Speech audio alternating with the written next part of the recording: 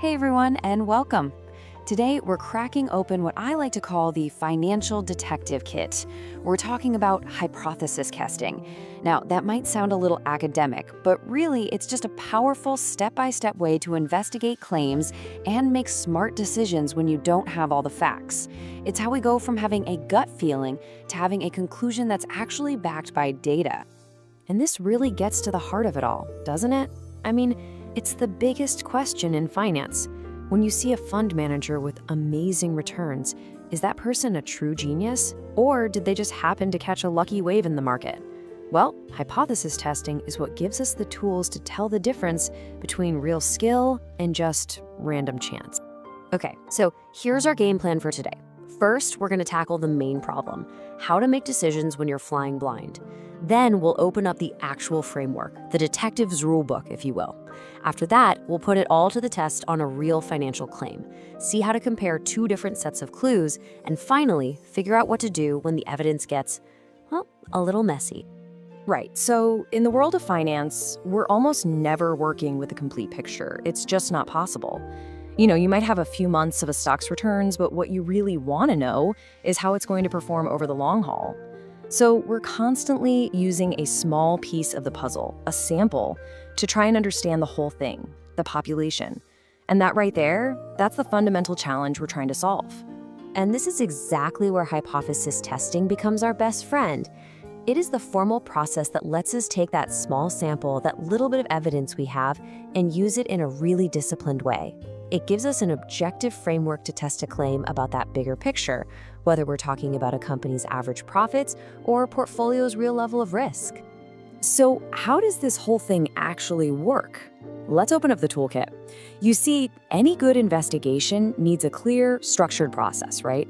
And finance is absolutely no different. This framework makes sure that our analysis is rigorous and that the conclusions we draw are solid. Every single investigation kicks off with two competing ideas. First up is the null hypothesis, or H0. The easiest way to think about this is that it's the default position, the status quo, the idea that nothing interesting is happening. It's just like in a courtroom, where a suspect is considered innocent until proven guilty. On the other side, you have the alternative hypothesis. Now, this is your new theory, the thing you suspect might be true. It's the claim that you're hoping your evidence will prove. And the investigation always follows these 6 very specific steps.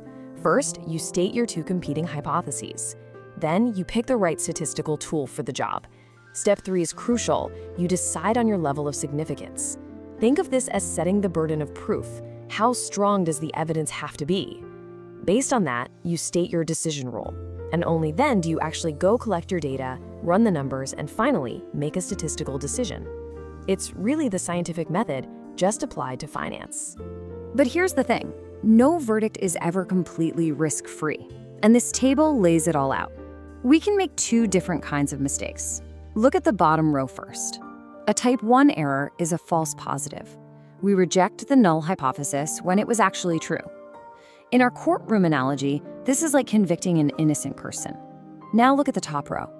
A type 2 error is a false negative.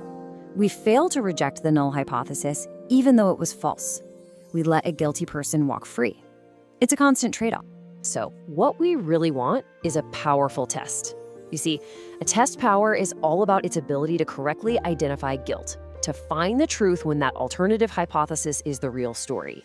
It's the probability of avoiding that type 2 error, avoiding letting the guilty party go free, and making the right call. All right, enough with the theory. Let's get our hands dirty and put this detective kit to work.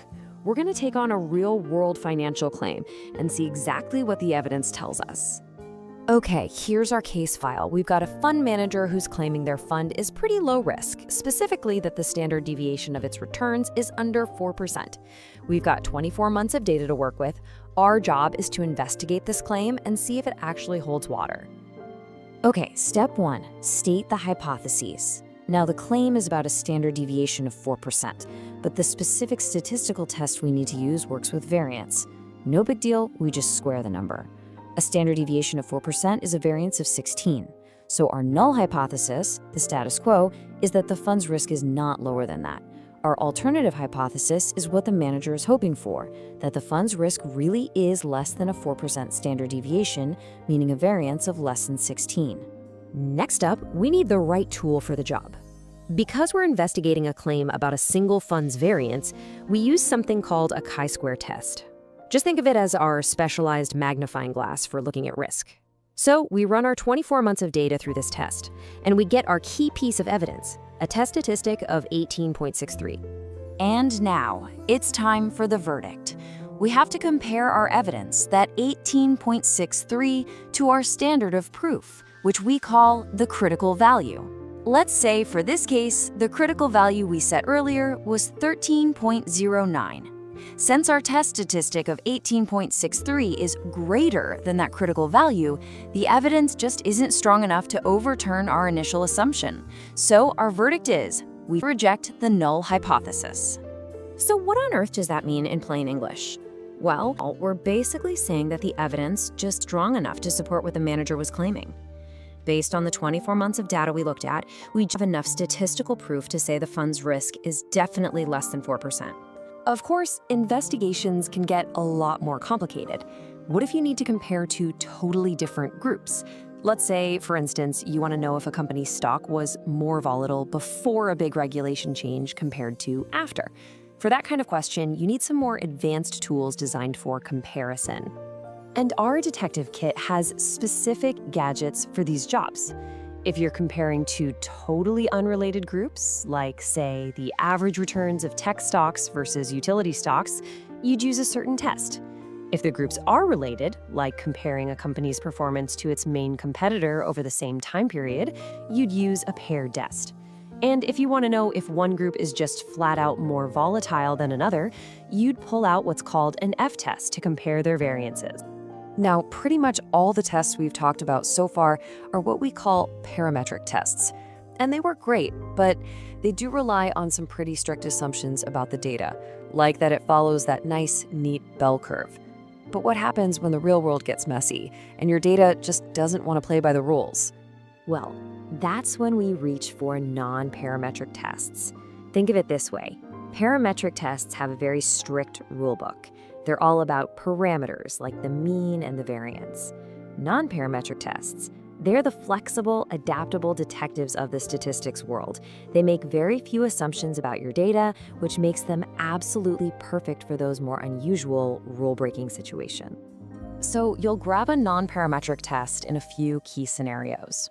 First, when your data just isn't bell-shaped. Second, when you have some crazy outliers that would totally throw off the results of a normal test. Third, when your data is just ranked, like best, second best, third best, instead of having precise values. And finally, when your whole hypothesis isn't even about a parameter at all, like if you're just trying to test whether stock market movements are truly random. So let's wrap this case up.